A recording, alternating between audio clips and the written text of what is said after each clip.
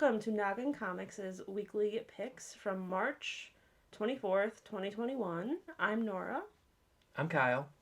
and we have four picks this week since there's two of us now, and we decided to do two each.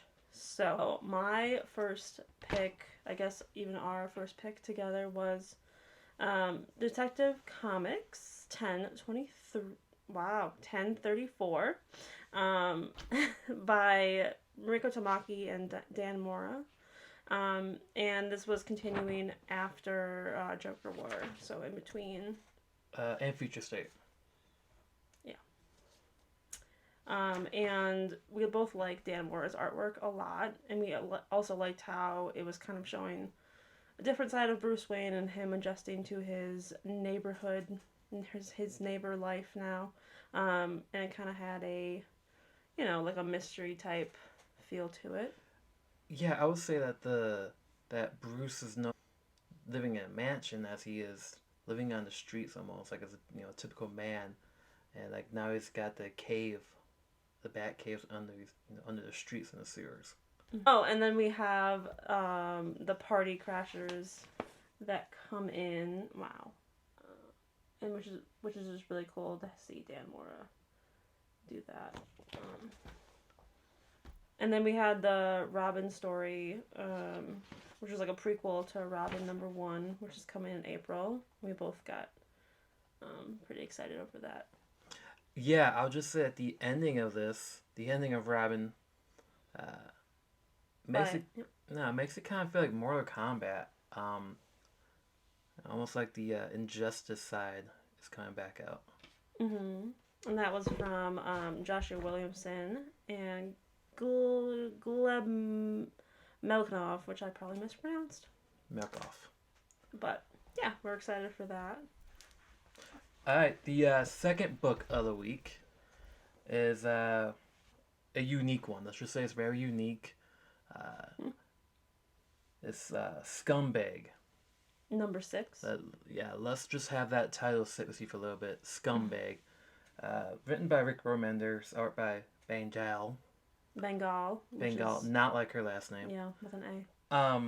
Yeah, I mean, when you have an agent who goes by Agent Scumbag, you know the title's gonna be Interesting. interesting. Yeah.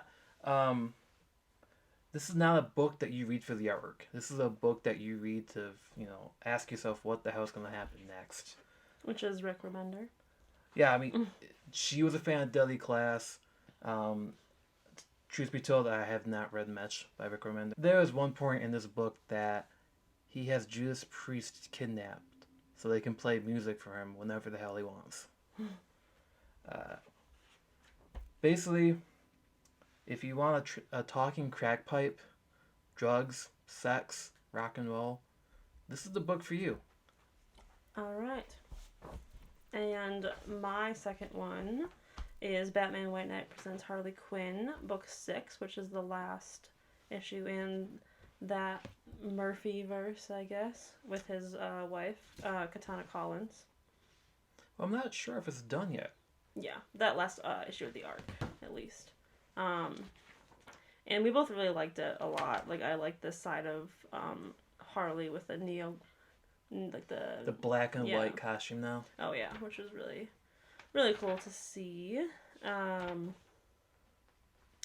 yeah, but the villain was she was okay, and that story it kind of made sense in the end. But we just really liked how kind of Bruce and Harley. Their relationship. Yeah. Yeah. Yeah, like Nora just said, that the villain's kind of lackluster. It's not a book that you're gonna read to look at the characters, not look at the villain, more of just the characterization of Harley Quinn and Bruce Wayne. If you've been reading White Knight and Jenna Curses of Red Knight and Batman Red Knight, you know what to expect from this book. You expect great artwork. You expect to get homages to classic Batman stories and movies. I highly recommend reading the series as a whole. I think if the next book we talk about didn't come out, this probably would have been the book of the week for us. Now, for the book of the week, if we were doing this last month, I guarantee you book one of this would have been a book of the week for us. But it's Shadow Doctor by Peter Calloway and Georges Gentry From Aftershock. from Aftershock Comics. Aftershock's usually producing great stuff. Um, it's kind of nice to have non-DC, non-Marvel stuff on top of the list this week. But Shadow Doctor is about a black doctor during the Prohibition era, and he's working for Al Capone, and this is semi-autobiographical storytelling. Uh, the book itself is one of those ones where you don't go for the artwork once again, kind of like Scumbag. It's the story that drives it. This is definitely a book that I do see becoming a TV show or movie. It's got those plot threads, the characterization. You can't help but even like Al Capone. At a certain point, he talks business. He talks about how a black doctor is not going to succeed in the streets during this era, and it's right in the heart. Mm-hmm. Yeah, if you like gangsters, if you like storytelling about racial inequality, racial injustice, this is definitely a book to pick up. It's not just Tommy guns. This is actually a lot of dialogue, and there's not much action. I think the very last panel has action, but we highly recommend it. Yeah, and even if you don't like any of that stuff, it's still really good. Really good read. So we're hoping to do this every week. Hopefully, get the videos out on the weekends instead of the day or two before. If possible, get it out on Friday. We don't want to do this on Wednesday or Thursday night. We want to give you time to read these books. In the comment section, you can reach out to us. Reach out in the comment section or reach out to us on Facebook and talk about these books. Do you agree with the picks? What would you pick?